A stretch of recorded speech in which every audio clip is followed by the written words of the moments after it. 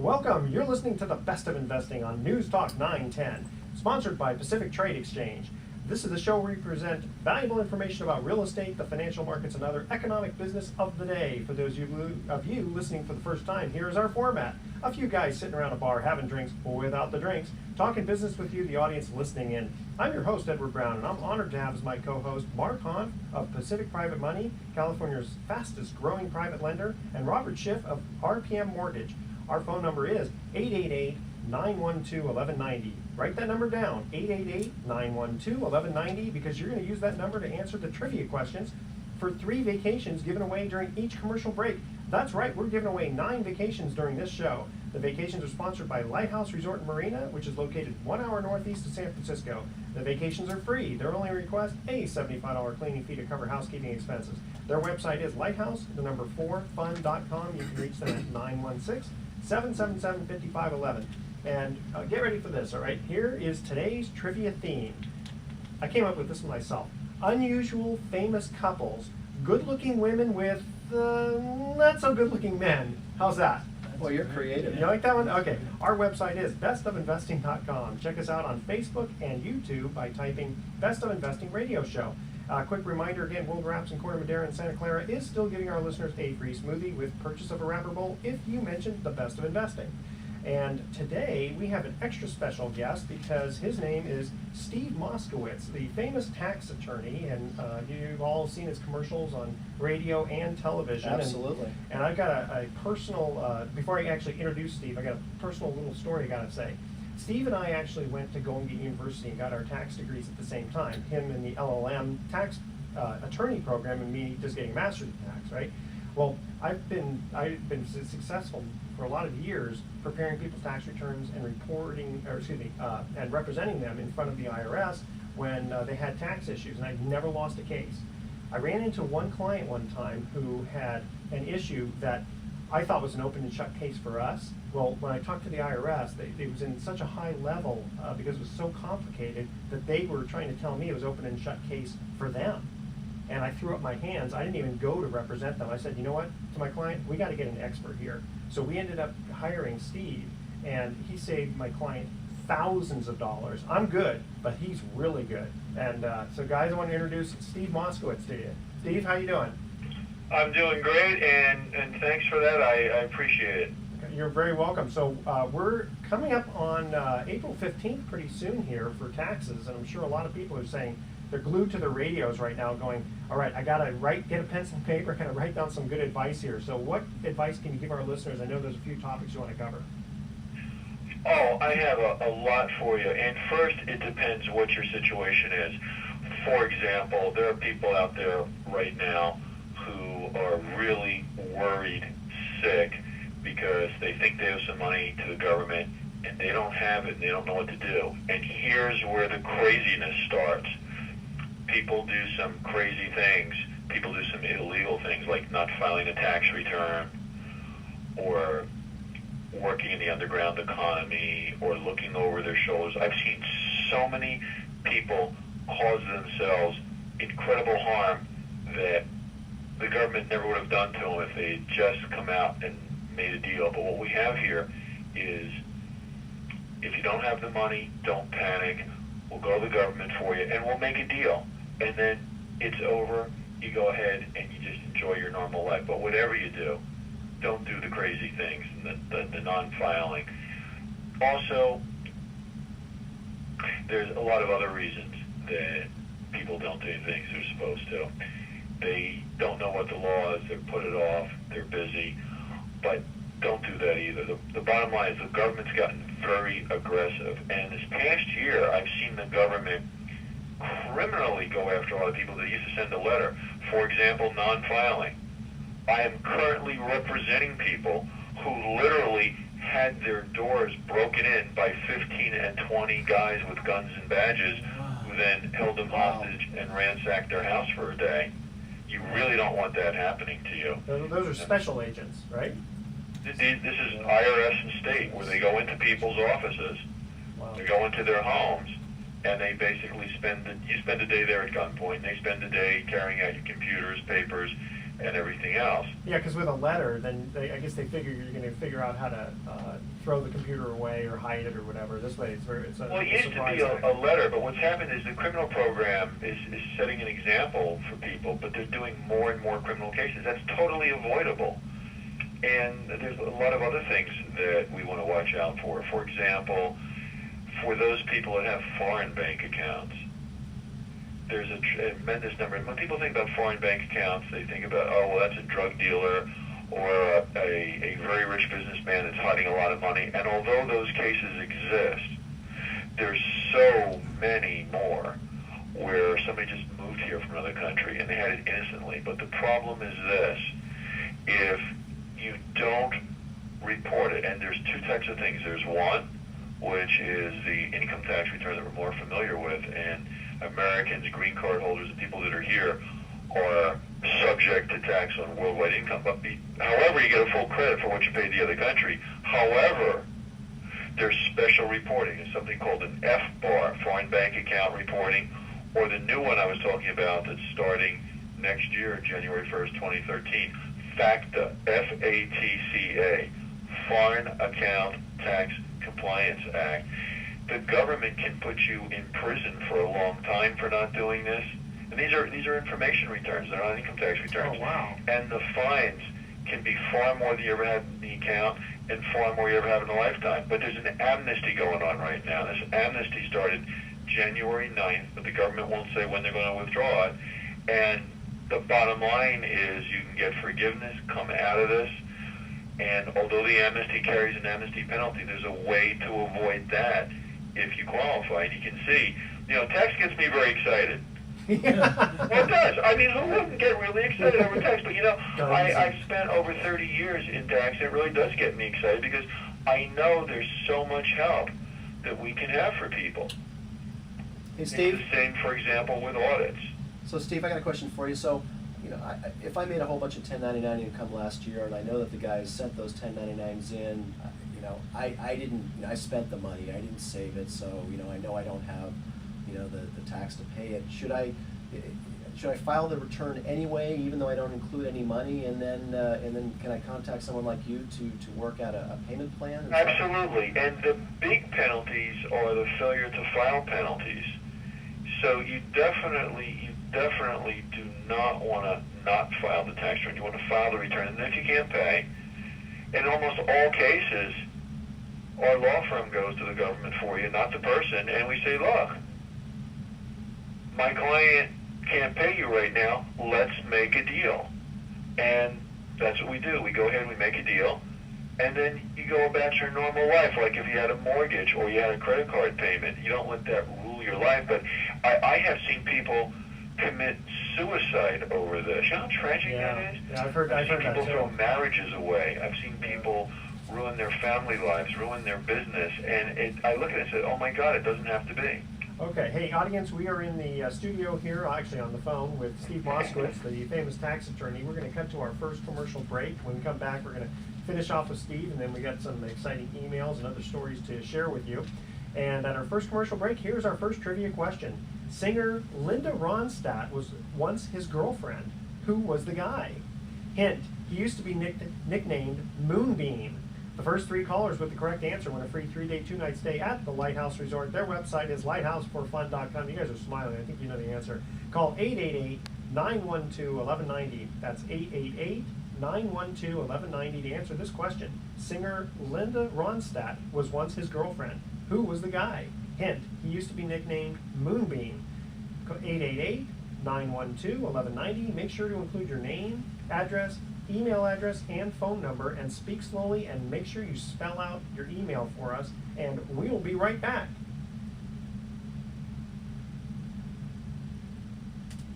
Excellent. Okay, that was our first segment, Steve. Thanks. Thank you. 9 minutes, 27 seconds on that. Yep. Okay, so that was good.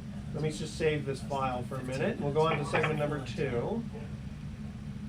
And we got to make sure that we remember to tell people to get a hold of you. Let's see here. This is Well, I'm very happy for that. Do you want to give them my phone number, or you want me to do it? Oh, well, I'll let you do it. Okay.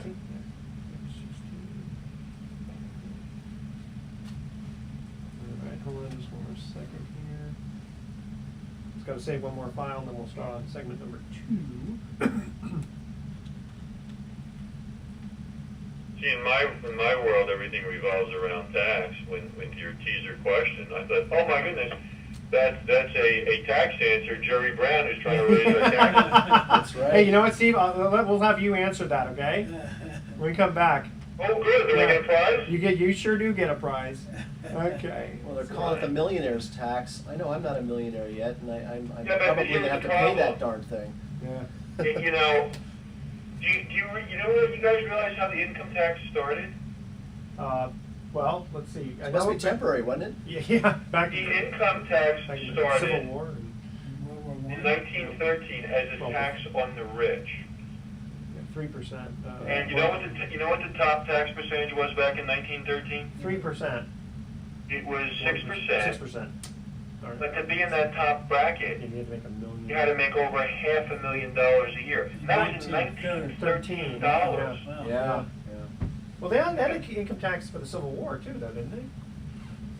Yes, but that was the one that was later found to be unconstitutional. So people that make these weak constitutional arguments go back there and But do some other. yeah, but then the 1916 or 1913 one never got ratified, and people try to, claim on that one. Jacob Schiff is famous. Is that what it was? Okay. Oh, I've debated him. He's doing his third stretch in federal prison now. Yes, Oh he my is. gosh. No relation to him. All right. Okay. So we're gonna go into 5 more seconds of silence when we start this. Okay.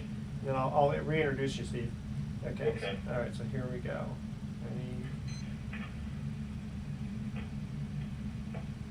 Welcome back to the Best of Investing. I'm Edward Brown, your host, along with my co-host Mark Hahn from Pacific Private Money and Robert Schiff of RPM Mortgage, and we're on the line with Steve Moskowitz. When we cut to the first commercial break, we asked this first trivia question. Singer Linda Ronstadt was once his girlfriend. Who was the guy? Hint: he used to be nicknamed Moonbeam. And I understand, Steve, you know this answer. Indeed I do, but in my life, everything revolves around tax.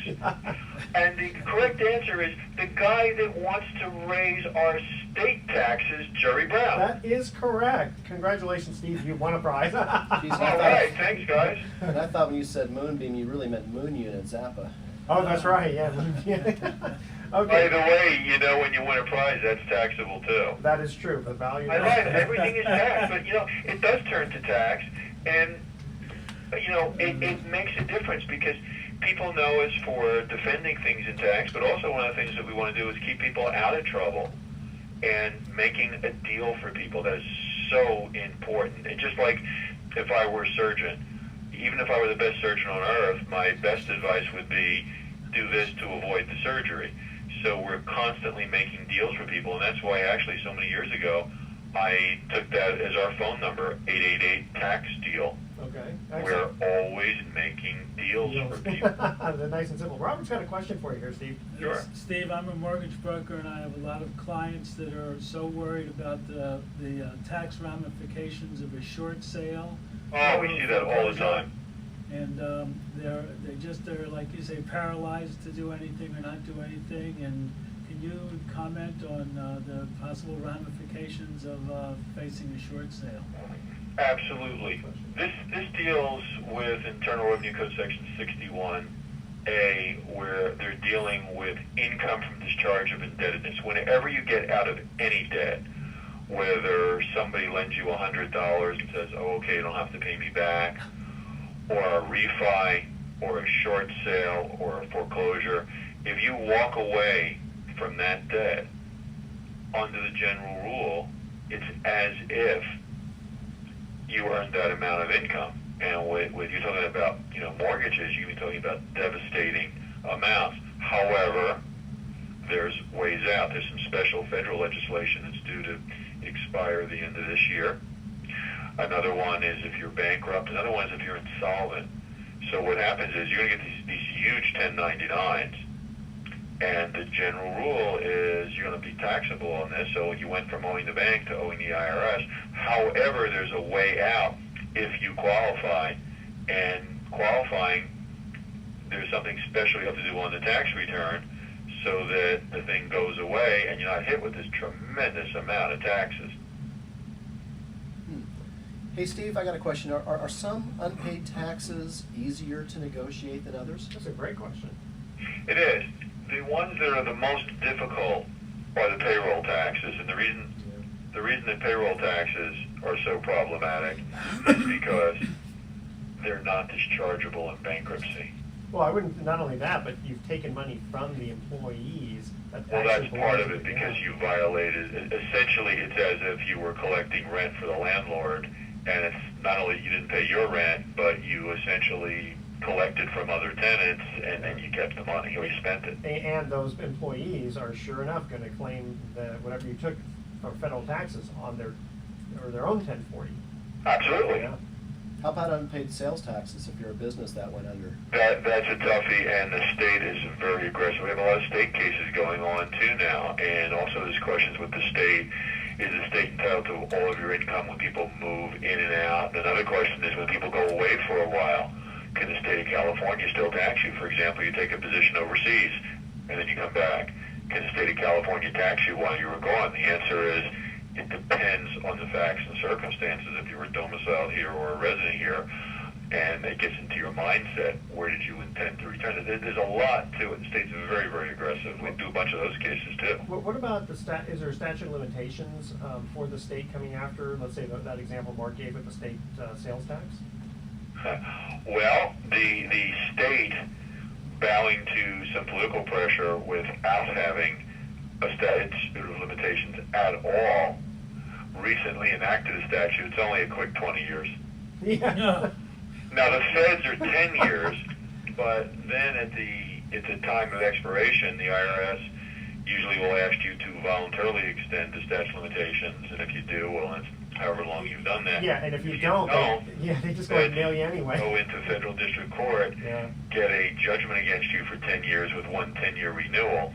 So the bottom line is you could be looking at a long time with either of these. I know, that's the funny thing is about that statute of limitations, that if you're really close to the end of it, they're going to just nail you anyway, because they can. You know, it's like, oh, well, you want to let the statute run? Well, then, okay, here's your big $1 million tax bill. We'll deal with it later. You know, it's well, normally what will happen is 6 months prior to the running of the statute, the agent will say, hey, I want that extension, or I'm going to have to file. Exactly. But then there's some congressional legislation that gives you some protection here as to what the agent does. So again, it's really important to have a good lawyer here, because if some agent is leaning on you and exceeds what he's entitled to do, there's a way that if you qualify to get out of that, and that's a big deal. Well, how about state income taxes versus federal income taxes? Is there a difference in negotiating those? Essentially, it's the same principle, and part of the problem is both governments, federal and state, are so desperate for money. This is the most aggressive I've seen them in the over 30 years that I've practiced in tax. well, the fun part is that after you negotiate with the IRS, now the computers are talking to each other, so suddenly they'll tell the franchise tax board, oh, by the way, here, we just assessed this penalty or this tax, right? Oh, absolutely. The IRS and the state have an information sharing agreement, so whatever one of them finds out about you, they tell the other one, that one comes after you. So what's more typical in a settlement, Steve? Is it an offer and compromise, or is it a payment plan? It's really all over the map. It depends. However, the offers in compromise have greatly been reduced, and there's a lot of companies right now where the owners are being criminally prosecuted and put out of business because they're promising offers that you can't get. If you qualify for an offer, it's great. Most people don't now, so you're going to have to look at something else, and you really need to know, do you qualify or not, because now not a lot do. And also, Steve, does the IRS and Franchise Tax Board, when they hear that you're the guy who's representing the client, does that make them shake in their boots?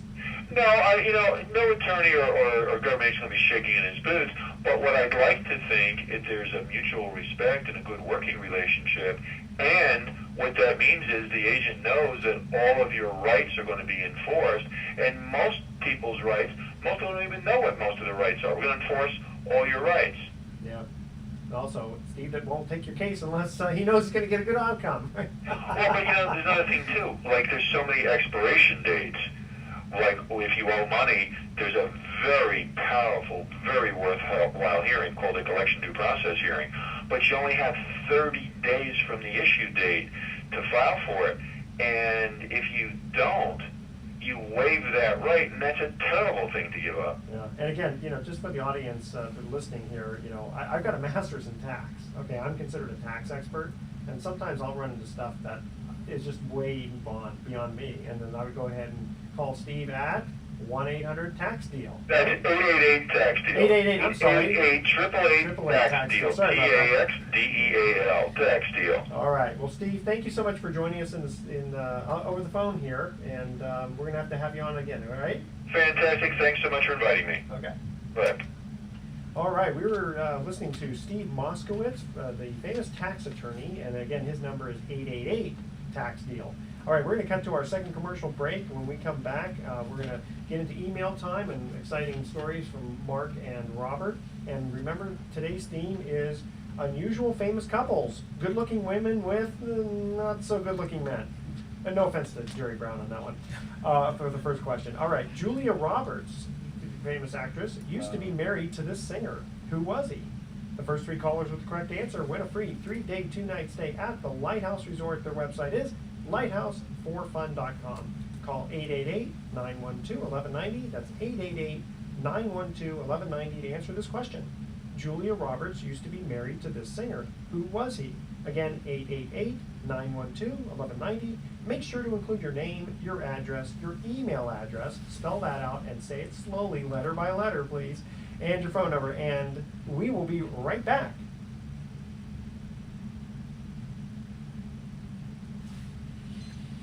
Okay. Awesome. He's dynamic. He is. He's expensive too. I went in to see him for unpaid payroll taxes. He just basically said, "There's no way." And I said, "Well, how about can I be declared uncollectible?" And this was years ago before I got into private money and started making money again, because I wasn't making any money at the time. He said, "Well, how much money are you making?" I said, "Well, I might make $50,000 this year." He said, "Not a chance in hell. That's a lot of money. When you look at the median income of the state, they're not going to walk away from that." Amazing. So $50,000. he said for a $5,000 retainer, I'll help you do a payment plan. Yeah. So I just thought I'd do my own payment, which I ended up doing. Yeah. For that specific thing. Because if he couldn't help me whittle it down or get rid of it or do an offered compromise, it was like, well, I'll So just, he can't help everybody, and that's fine. But Right. For that one client I had, I mean, literally, I couldn't believe it. I was telling the agent, I go,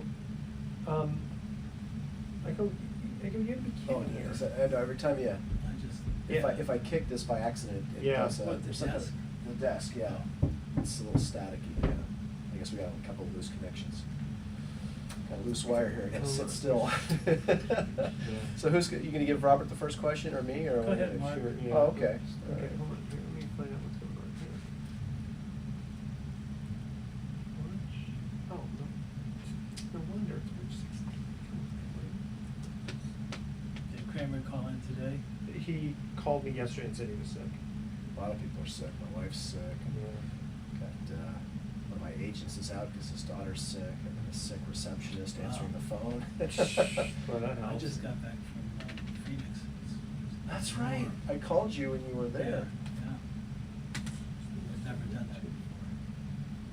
And I called him, and my wife's dream house came on the market, and we're like, 9 months away from being eligible for FHA, and the people who bought it, because our friends used to live there, school friends. It's in Nevada. It's in a beautiful neighborhood, and the friends sold it and moved to Chicago, and they sold it for $1.5 million, and it ended up being foreclosed. And now it's on the market for $890. Did you think about going to the agent and saying, I'll buy for $900, but it's gonna be a lease option? Right. I will. I am actually going to call him. I didn't want to, but yeah, I talked with you, and that was a good idea. Somebody else I called said, dude, you're in the money business. Cobble up a couple of go out and get a 65%, hard money first from like Lone Oak at 8%. And Oh, then, Lono, and yeah. then Stefan. Stefan, yeah. Yeah. Well, Russell apparently knows him real well and does a lot of funding through him, or somebody like that. And then go to one of my guys that I know and say, look, I'll pay you X% and give you additional security, 25% stock in my company, because I'll refi you out. But that was going to be my question to you is if I end up, let's say, essentially doing, for all intents and purposes, 100% financing with a first and a second to acquire the property, can I refi out with FHA, or is it only acquisition money? No, it's not. You can refinance out as long as 96.5%. Okay. And you meet all the. Right, they'll do a new appraisal, and assuming, You guys ready? because I can also, yeah, okay, all right, that's good, that's Yeah. actually good news. Okay. Okay. So where do we go? It's at 8 minutes or 10 minutes with that? So it's watching. Yeah, I don't know. We had 10 minutes on the last one. Yeah. Per segment. What are we gonna do this one? First segment was 9:27, this segment was 10 minutes. Okay, so let's get into email time. Yep.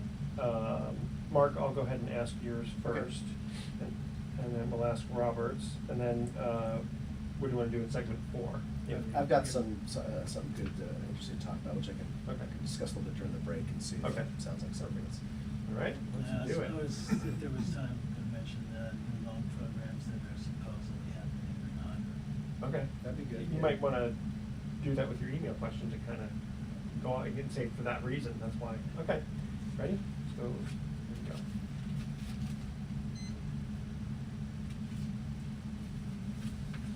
Welcome back to the Best of Investing. I'm Edward Brown, your host, and I'm in the studio here with Mark Hahn of Pacific Private Money and Robert Schiff of RPM Mortgage. Thank you very much, Steve Moskowitz, for joining us.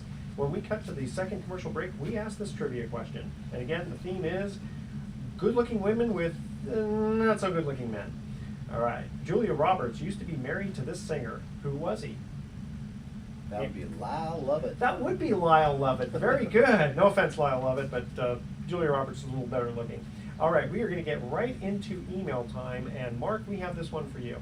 The name of your company is Pacific Private Money Loans. Are you also a hard money lender? I get that question quite a bit, and the answer I want to say is no and yes. And Okay, pick one. Yes or no?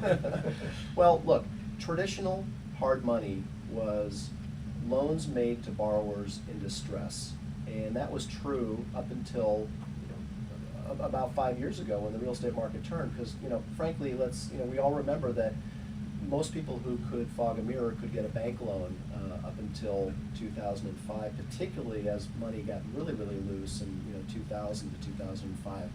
And hard money lenders were generally the backup for people who, for whatever reason, didn't qualify for bank financing. So they were normally a distressed borrower, maybe bad credit, maybe it was they had no provable income whatsoever, and they were hoping to get a loan based solely on the equity of the property. Today, what we're finding is private money lending companies are filling the niche left by the banks. And the banks basically decided after the crash that they really weren't going to make loans to real estate investors. So generally speaking, if you're looking to buy real estate to fix and flip or collecting rental property, if you've got great, perfect credit, you can get your bank to maybe finance up to 4 properties. But generally speaking, what we find is most people are not able to get their banks to respond. So therefore, now private money lenders have grown. In fact, there's a lot of new private money lending companies like ours. Our company is 3 years old. So we came into the market post-crash and post-liquidity crunch to provide a resource for capital for real estate investors. So generally speaking, we're now lending on distressed real estate, but not distressed borrowers. So we're really not the hard money lenders of yore. We're really a new product that was created thanks to the vacuum in the market left by the banks. This is, capitalism at best. The market abhors a vacuum. So when there was a vacuum of liquidity, guys like myself and a lot of other companies started up in the Bay Area and all over California, in fact, all over the country, as new companies providing private privately sourced capital and loans to buy real estate. So, What kind of rates are you doing now? well, and they're not as bad, it's not as expensive as it used to be 10 years ago or 5 years ago for that matter. In fact, it's not uncommon to see rates between, let's say 9 and 11%, where before maybe they were 11 to 13%, and points would be anywhere from 5 to 7 5 years ago, 10 years ago now. You can get them sometimes as low as 2 points. Again, if you're a really strong borrower and you're not asking for a very high loan to value, you can really shop around for some pretty effective rates. So big difference between private money and hard money is we don't lend to a lot of distressed borrowers. It's really more of a distressed real estate but strong borrowers. So that's good for our investors, the private investors who are the ones that fund our loans. That gives them a lot of confidence and comfort knowing that they don't have to, or that the likelihood is that they're not going to be foreclosing on the property because you've got a strong borrower. And how do people get a hold of you? Well, you would go to pacificprivatemoney.com. That's pacificprivatemoney.com. If you're interested potentially in borrowing privately to buy real estate, if you're a potential investor looking for high yields, we have our investor website, which is pacificprivateinvestments.com, pacificprivateinvestments.com. And you can always go to Best of Investing. Investing, yes, See absolutely. Mark on there. All right. Robert, go ahead. I'm sorry. I had a question for Mark. I have clients that want to buy fixer-uppers, and as you say, the normal conventional financing that may not be available. Is that something that you might be able to help people with? We did more fixer loans last year than any other. In fact, I would say 70% of the volume of the 160 loans we wrote in 2011 were to people buying property with the idea to fix and flip it. They were either buying it at auction or they were buying an REO or short sale. And once they completed their work within a year or whatever, did they then keep the loan you had, or did they either sell it or try to get conventional financing? Well, they could. Generally a fix and flip loan is short term, like 12 months or less, but if you want to hold it for rental property, we can do longer term, 24, 36 month. Usually we're not providing much longer than that because the idea is that you're going to get bank financing at some point, but the banks will come back into market at some point. All right. Thank you, Mark. And we have an email here for Robert. A listener says, am I better off going directly to a bank for a loan or using a broker? That's a question I get asked all the time. It's a good question. And when anybody comes to me, if they want to refinance or look for a purchase loan, I tell them if they have a special relationship with the bank, they should check with them, but they have one source that they're going to. Now, my company, RPM Mortgage, is a bank and a broker. In fact, most of the loans we do, we fund ourselves. And then we turn around and sell them to the government or on the secondary market. And so whereas if a client or someone goes to the bank, they only have available whatever that bank's program is. And if they come to me, I can look at that bank along with 10 other banks and my own bank, and either we fund it and then we can turn around and sell it probably to the same bank that the client might go to directly. So we have great diversification in going to somebody who's a broker and a bank. Okay, or PM. so here, give an example, all right? You got some guy who's got a relationship with Bank of America, and he'll get a quote from Bank of America. He can come to you. You might be able to give him a loan with RPM Mortgage, the bank, basically, and they may end up selling it to Bank of America anyway, but he would get a better rate with you? That's a great example. I've had clients, a woman a couple of years ago brought her mother in and said, I want to refinance my mother's house. And we sat down and said, you have the loan at Bank of America. Why don't we call them and get them on the phone so you'll know what you're dealing with? And I can tell you how I would respond to that. So we called them up, and I told the guy, I'm Robert Schiff, mortgage broker at RPM. I'm sitting here with your client. What can you do for them? And he quoted them a rate, and I said, I can't believe that, because we could do the loan and turn around at the time and sell it to Bank of America, and we're looking at saving the client probably $1,500 in costs and about 0.25%, and I just couldn't believe the discrepancy. Wow. And that still is true. This past year, I've had about 3 clients who have come to me who had loans at Bank of America, and not just specifically that, but whatever bank it is, and they found out that compared to going back to that bank, they did much better by coming to me as a mortgage broker / Well, and you're independent. And isn't it true, Robert, that really the big difference is you're an advocate for the borrower.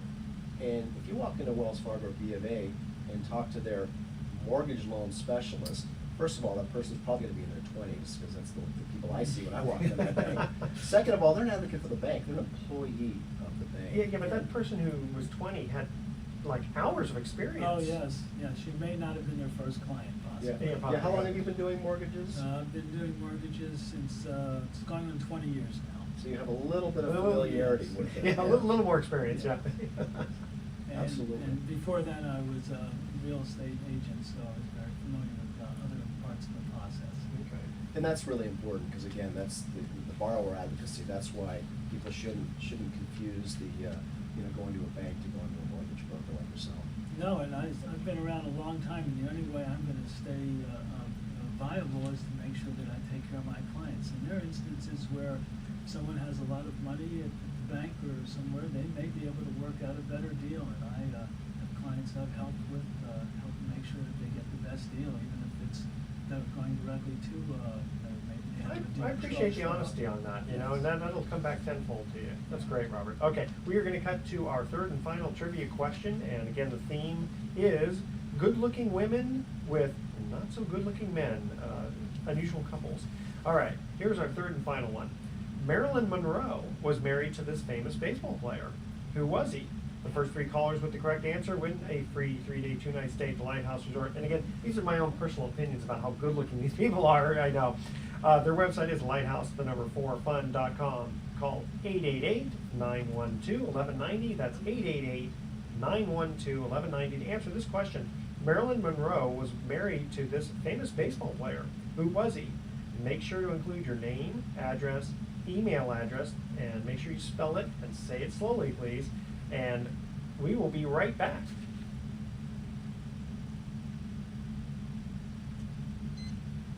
Okay. People? No, sure. I'll answer that one. Okay. Yeah, that's an easy one. So what was the other, so for, because I've got a topic that just is, I'm actually putting a presentation together about, that I'm gonna present to real estate investor groups. I've got my first promo on it. It's actually coming up in a couple of months, but it's just talking about how to be, the fact that there's so much private money in the Bay Area right now seeking yield, and there's an awful lot of real estate investors out there trying to figure out, how do I get my hands on that yield? And so my talk is about, it's kind of centered around how to make yourself attractive to private money. And it's I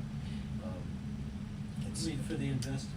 well, no, it's yeah, how to make yourself attractive to other people, to basically to investors. To be, I mean, again, we're all people. There's people who don't have capital, but they've got real estate savvy. And then there's people over here that may not have real estate savvy, but got lots of capital, and they're looking for yield. And they got some in stocks, they got some in bonds, but because I get calls from both sides, and part of what I do in my career is kind of help. Is I'm usually the guy that's making this guy look attractive to this guy. I'm the market maker, so to speak. But I wasn't going to go into that much detail. Does it fluctuate? Sometimes you're heavy on people that have the money and need to find places to put it, and sometimes reverse. I would think right now you have a lot of people with money just wanting to chase to have to wait until you find a deal for them. That's exactly right. I get calls like that. They say, here's what I'm looking for. Let me know when you find something like that. So there's an awful lot like that. But and then you were going to talk about? Oh, well, there's some people that couldn't refinance, and now supposedly they can with all the new government programs that Oh, are yeah. coming in. Oh, okay. But it's definitely a murky situation. Okay, so we come back, skip the break, and then who am I gonna go to first? Mark? Yeah, I'll go Yeah, this we way. can slide. Yes. Yeah, and Okay. you can shoot those Yeah, questions to me, sure. and then I'll slide over to you and we can finish up. Okay, here we go. Well, welcome back to the Best of Investing. I'm Edward Brown, your host, along with Mark Hunt of Pacific Private Money and Robert Schiff of RPM Mortgage. When we cut to the third and final trivia question, I always said final trivia break. Commercial break, we asked this trivia question. There we go. And again, the theme is unusual famous couples, good-looking women with not not so good looking men. All right, Marilyn Monroe was married to this famous baseball player. Who was he? Well, there were some damn Yankees that weren't real attractive, like Yogi Berra, but I think Joe DiMaggio, although he may not have been as not so good looking as Yogi Berra, was the one That's who true, was yeah. married to Marilyn Monroe. It was Lucky Joe, man. Joe DiMaggio. That is correct. And Mark, tell us what's going on recently. Well, actually, you know what I wanted to talk about a little bit? I'm working on a presentation, and the inspiration for that presentation is the fact that, at Pacific Private Money, we're kind of market makers between those people out there who don't have a lot of capital, but they're real estate savvy, and so they're looking for more capital. And then on the flip side, my other clients are those with lots of capital, and they're looking for higher yields. So, we essentially match make between borrowers seeking either a purchase money loan or maybe cash out on real estate they already own because they want to buy more, and we're matching them up with our growing stable of investors who like to do things like trust deed investing or possibly even equity investing. And kind of the nature of the talk, the title of it is how to make yourself attractive to private money. And I'm going to be presenting it to real estate investment groups in the Bay Area starting this summer, and I may have an announcement for a firm date coming up. But it's essentially a discussion about for those real estate investors out there and wannabe real estate investors out there. The fact is there is so much private money in the Bay Area right now, an unbelievable amount of liquidity. I get calls every day from people who want to invest either in trust deeds or would like me to potentially match them up with real estate investors who maybe they could do like a profit share or an equity share. So there's, but here's the thing: it's they don't know who these people are. So whether you're looking for money, where do you look? If you have money and you're looking for someone who you can trust, because that's the hard thing. It's the trustworthiness. So the talk is really how to make yourself attractive to hard money, and a couple of things I'm working on for those of you real estate investors out there wondering, how do I get that private money? Because people call me and say, can you introduce me to your equity investors? And I say, well, I don't know anything about you. So Yeah, one really. of the keys is to attract hard money, or private money rather. And this may seem like a redundancy, but it's you need to make yourself attractive to hard money, because it's attraction, not promotion. It's everyone in the universe. It's what's in it for me, right? So if I'm looking to attract hard money or private money, I need to sell you on what's in it for you. So I help people and I coach them into how to present who you are, how to put together a package about yourself, your experience, and really what's in it for the investor. Because the investor, all they care about is, I want to achieve a yield, but I want that yield to be safe. So anyway, it'll be an interesting discussion about, where do you go and how do you present yourself. But essentially just, so again, some of the nuggets, and you could call me on this and call our office. We could talk about this. It's our office number is 415-883-2150, or go to pacificprivatemoney.com and look up our contact information. But the key really is, to attract private money, you got to make yourself attractive. You got to promote yourself. And again, it's not about you. It's about private money lender and what's in it for them. The safety, the security. Why should they invest in you? What makes you trustworthy? Where is your experience? And there's a lot of places you can go in the Bay Area to meet people looking to place their money, and I can share that with you. Give me a call. And I'd like to say, Mark, I have some friends and acquaintances who personally have met you and invested with you very successfully, and one of the things they really appreciated was that you took time and let them understand the exact parameters of the deal they were doing and the people involved. And to my friends, it was really important that they understood the people on the other side, so that level of you're standing in the middle, so that you could make sure that the people investing had great trust. Well, there's an issue of authenticity that I like to talk about with people, with potential borrowers. Authenticity and transparency, those are the two words I use almost on a daily basis. And you really don't want to put a mask on and try to be something you're not to the world. What you really need to do is be authentic and sincere and transparent. And what I mean by that is, integrity is everything. And so, for example, you put a website together, about your projects, put your picture on it, put your real phone number on it, your address. Don't hide behind some image of skyscrapers and people shaking hands and trying to look like something you're not. I mean, it's just, put a lot of detail in your LinkedIn profile. Make it easy for people to find out about you. The more transparent, authentic you are, that's very attractive. Yeah, but all the skeletons will come out of the closet.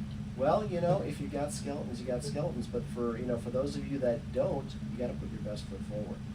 And the skeleton should be out of the closet so everybody could see them. Now, Mark used the word transparency, which makes me think of the government programs that have been supposedly available to help people refinance. There's a new HARP 2 program that the government has come out with. It's basically going to be operational in April. And a lot of people are assuming that they can suddenly do things that they weren't able to if they were upside down. Now they'll be able to automatically refinance. And the programs are not transparent. They're very confusing. Even the banks don't exactly know how they're going to operate once they come out. Are you telling us that the government is not making things easy and transparent for us? And clear? They make it sound like, well, it is an election year, not that Yes, have anything that to has do nothing with to do with it, I'm No, sure. of course, but there's two programs. The HARP 2 is supposedly to help people who are upside down. There was a program where people owed up to 105%. They might be available for a refinance to a lower rate. And was there a limit as to how much they owed? Like 250,000 or $1 million? It depended where you were, but it was on the conforming or the super conforming. It could be up to $729,000.